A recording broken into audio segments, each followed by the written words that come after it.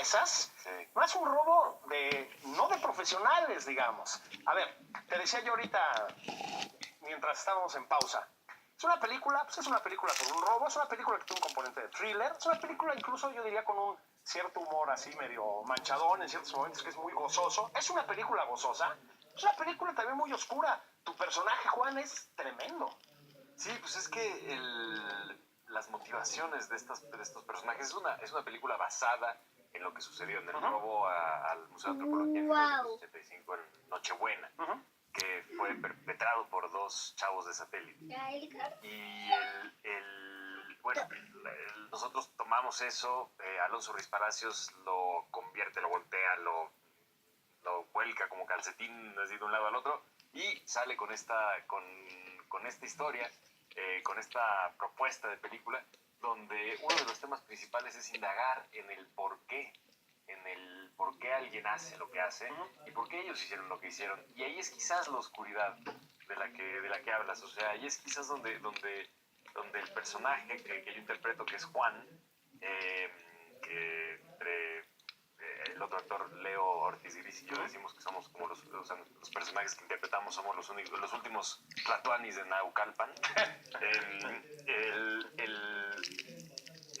Había esa necesidad de indagar un poco en los misterios del por qué alguien comete una travesura que se convierte en un crimen, que se convierte en algo muy pesado, y después cómo darle la vuelta a eso de alguna forma y cómo redimirse, no solo no moralmente ni éticamente, sino con la historia misma, ¿no? Con la idea misma de por qué ellos quisieron robar esto. Y esa fue, en realidad, una de las dudas que nunca se resolvió de este tema.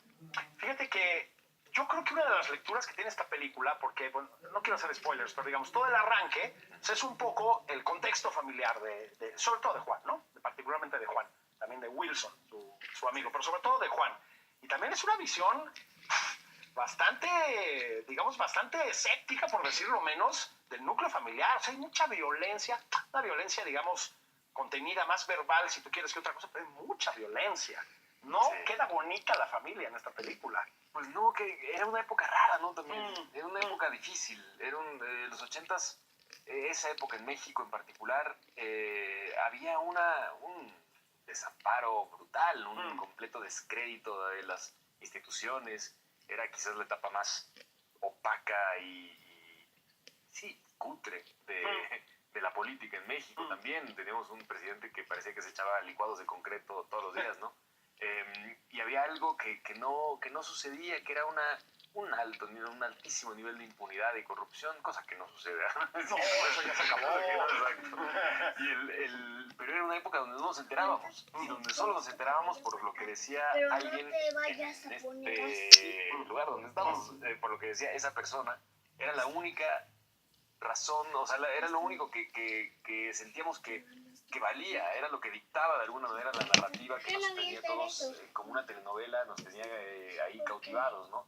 Sucede lo del temblor, la sociedad despierta y arranca una necesidad colectiva de salvar el día, ¿no? Salvar el día y salvarnos, porque el rumbo en el que iba en ese momento, o sea, mucho se puede trazar a lo que sucedió en ese temblor, ¿no? De las libertades que tenemos hoy en día se pueden trazar exactamente en ese momento, ¿no? Del levantamiento de la sociedad como para ponerse las pilas y ocupar el espacio de alguna manera, y también ser partícipes de todo lo que estaba sucediendo.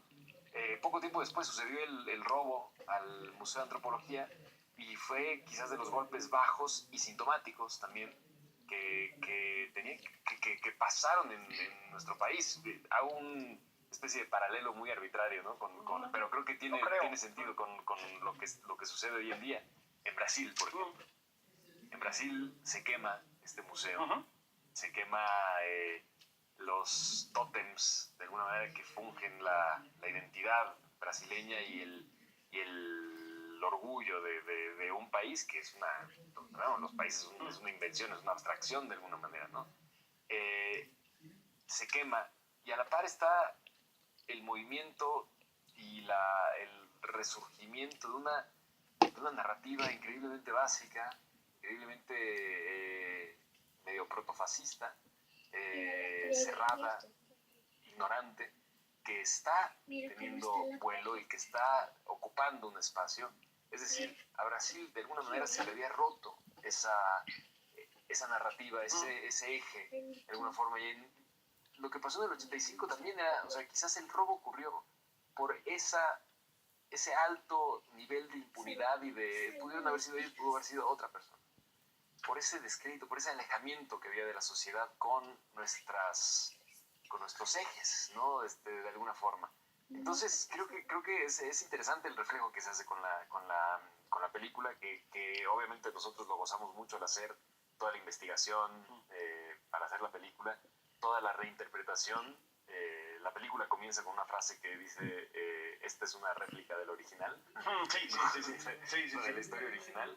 Y ahí el genio de Alonso Ruiz Palacios, que él es el director, el que nos sacó, nos convocó, nos cautivó a todos para contar esta historia y para irnos por ese lado del misterio, ¿no?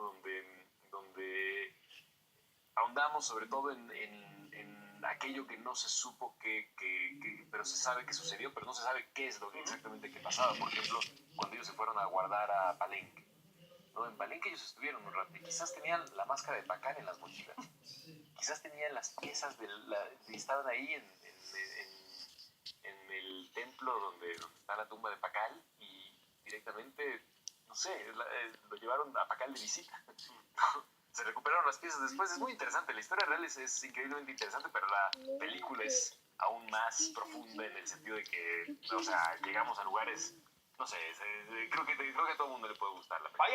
Vayan a ver a Gael García. Gael, muchas gracias. Bien, pues muchísimas Enhorabuena. gracias. De veras está muy bien la película, ¿eh? Qué buena onda. De veras muy bien. Muchas Gracias. gracias por venir. Qué bien, gracias. Oigan.